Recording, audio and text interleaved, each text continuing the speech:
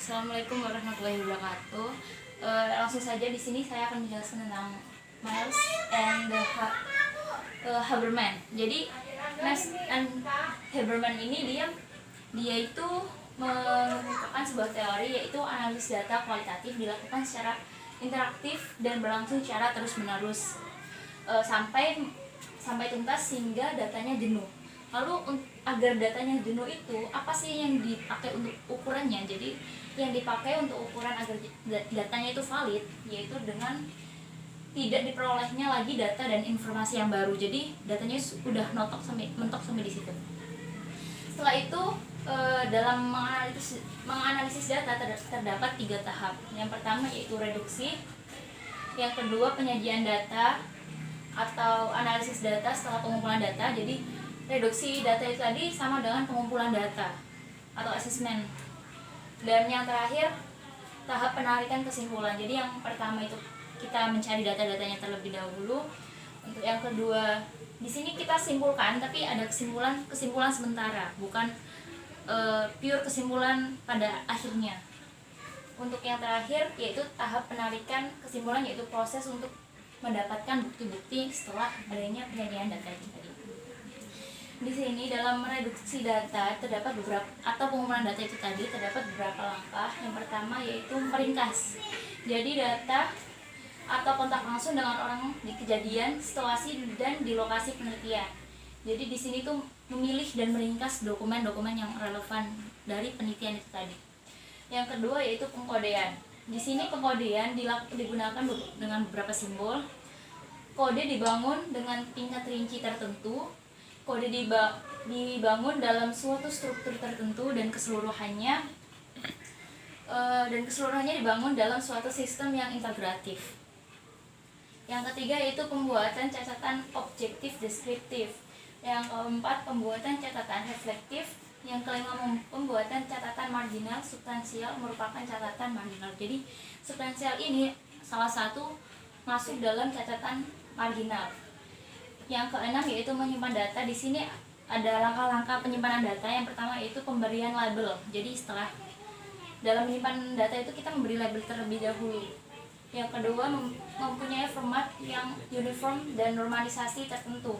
Dan yang terakhir menggunakan angka indeks dengan terorganisasi dengan baik. Untuk yang ketujuh yaitu pembuatan memo.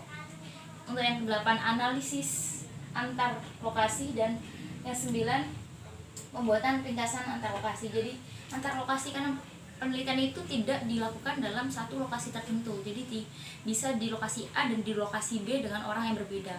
Maka dari itu kita dilakukan analisis antar lokasi itu tadi. Untuk yang kedua yaitu penyajian data. Di sini dalam penyajian data sendiri, apa sih penyajian data itu? Atau biasanya disebut dengan display. Jadi penyajian data itu adalah format yang menyajikan informasi secara tematik pada pembacanya. Di sini terdapat beberapa model. Ada model 1, 2, 3, 4, 5, 6 sampai 9 model. Dan yang terakhir yaitu verifikasi data. Di sini apa sih verifikasi data? Yaitu data yang dapat diproses dan dianalisis lebih lanjut seperti absah, berbobot dan kuat. Jadi setelah kita di penyajian data di sini kita mendapatkan sebuah kesimpulan, namun kesimpulan itu bersifat sementara. Kita cari lagi bukti-bukti agar hasil dari analisis data itu lebih valid. Yang pertama, di sini kualitas suatu data dapat dinilai melalui beberapa metode. Metode yang pertama itu mengecek keterwakilan data. Yang kedua mengecek data dari pengaruh peneliti. Yang ketiga mengecek melalui triangulasi. Yang keempat melakukan pembobotan bukti dari sumber data yang dapat dipercaya. Yang keenam pembuatan perbandingan atau mengkontraskan data itu tadi. Dan yang terakhir menggunakan kasus ekstrim yang direalisasikan dengan memaknai data negatif. Setelah itu kita beralih ke contohnya. Di sini ada sebuah studi kasus di mana orang tua itu terlalu sibuk bekerja. Lalu mana sih yang reduksi, mana yang validitas, dan mana yang interpretasi? Pertama, reduksi itu adalah kita pengumpulan data. Jadi kita melakukan penelitian dari data-data itu tadi. Yang pertama yaitu contoh saja ya, Konseli ini. Konseli mengatakan pertama tidak pernah diperhatikan, lalu jarang pulang, terus malas dan ke diskotik. Terus another assessment ada tawuran, malas, mabuk, diskotik, kasar. Itu yang pertama. Yang kedua itu malas, kasar, tidak pernah diperhatikan, jarang pulang, dan sebagainya. Di sini validitasnya itu 75 sampai 100%. Jadi bisa dikatakan valid jika sudah mencapai nilai 75 sampai 100% tadi.